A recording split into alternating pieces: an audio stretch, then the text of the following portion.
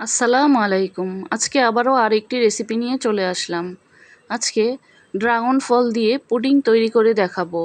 এভাবে কেউ তৈরি করে না খেয়ে থাকলে একবার অবশ্যই তৈরি করে খেয়ে দেখতে পারেন। এখন বাজারে প্রচুর পরিমাণে ড্রাগন ফল পাওয়া যায়, চাইলে এই রেসিপিটি একবার তৈরি করে নিতে পারেন। তৈরি করার জন্য আমি এখানে 4টি ড্রাগন ফলকে ধুয়ে পরিষ্কার করে নিয়েছি। এবার এগুলোকে কেটে নিব।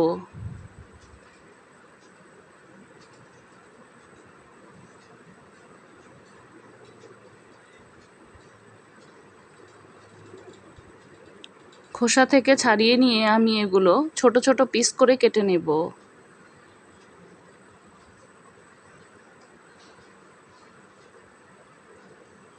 এভাবে করে আমি ছোট ছোট পিস করে নিচ্ছি, দেখেই বুঝতে পারছেন কিভাবে করছি।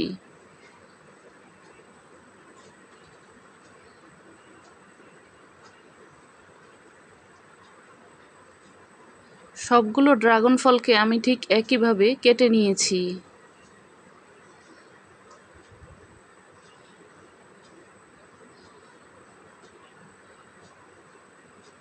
ড্রাগন ফলগুলো কেটে নেওয়া হয়ে গেলে এবার চুলায় একটি প্যান বসিয়ে দেব। এখন 4 কাপ পানি দিয়ে দেব।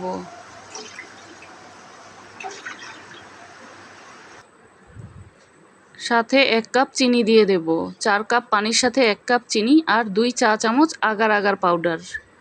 এখন সবগুলো উপকরণ একসাথে ভালোভাবে মিশিয়ে নেব।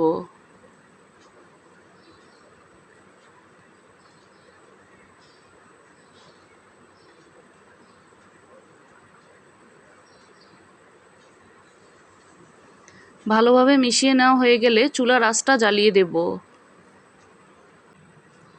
এখন খুব ভালোভাবে নাড়াচাড়া করতে হবে, নাড়াচাড়া বন্ধ করা যাবে না। খুব ভালোভাবে যখন বলক চলে আসবে তখন চুলাটা বন্ধ করে দেব, আর জাল দেওয়ার প্রয়োজন নেই। এবার কিছুটা ঠান্ডা হওয়া পর্যন্ত অপেক্ষা করব। খুব বেশি ঠান্ডা করতে গেলে আবার জমে যাবে। এবার যে বাটিতে পুডিংটা বসাবো সেই বাটিতে কেটে রাখা ড্রাগন ফলগুলোকে দিয়ে দেব। কেটে রাখা সবগুলো ড্রাগন ফলকে আমি দিয়ে দিয়েছি। এবার গরম থাকতে থাকতেই আগার আগার ও চিনির যেই মিশ্রণটা তৈরি করেছি সেটাকে ঢেলে দেব। এবার নর্মাল ফ্রিজে 1 ঘন্টার জন্য রেখে দেব। 1 ঘন্টা পর ফ্রিজ থেকে বের করে নিয়েছি। এখন 4-5টা ছুরি দিয়ে ছাড়িয়ে নেব।